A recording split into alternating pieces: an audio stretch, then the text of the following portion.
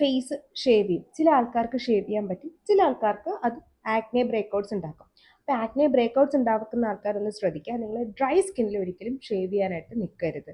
നല്ല രീതിയിൽ ഫേസിൽ മോയ്സ്ചറൈസറോ അതല്ലെങ്കിൽ അലവേര ജെല്ലോ ഇടാൻ ശ്രദ്ധിക്കാം. അതിനുശേഷം ഫേസ് നന്നായിട്ട് എക്സ്പോസ്ഡ് ആയിട്ട് ഇരിക്കുകയായിരിക്കും. കാരണം നമ്മൾ നല്ല രീതിയിൽ ലെയർ ഡെഡ് സ്കിൻ റിമൂവ് ചെയ്തിട്ടുണ്ട്, അതുപോലെ ഹെയറും റിമൂവ് ചെയ്തിട്ടുണ്ട്.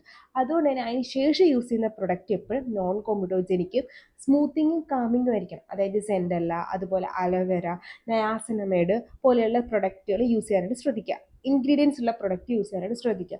റെറ്റിനോള്, vitamin C, salicylic acid, glycolic acid, benzo peroxide, ഇങ്ങനെ സ്കിൻ ഡ്രൈയിങ് ഏജന്റ് ആയിട്ടുള്ള സാധനങ്ങൾ മാക്സിമം അവോയ്ഡ് ചെയ്യാനായിട്ട് കോക്കനട്ട് ഓയിലിൽ അടങ്ങിയ moisturisers, even though dry skin ആണെങ്കിൽ ഇങ്ങനത്തെ ക്ലോഗിങ് പ്രൊഡക്ട്സ് യൂസ് ചെയ്യുന്നുണ്ടെങ്കിൽ നിങ്ങൾ അതും അവോയ്ഡ് ചെയ്യാനായിട്ട് ശ്രദ്ധിക്കുക. അപ്പോൾ എന്തെങ്കിലും ഡൗട്ട് ഉണ്ടെങ്കിൽ കമന്റ് ബോക്സിൽ ചോദിക്കുക. ഇതുപോലത്തെ skin care and hair care വീഡിയോക്ക് ഫോളോ ചെയ്യാനും മറക്കണ്ട. ടാറ്റാ.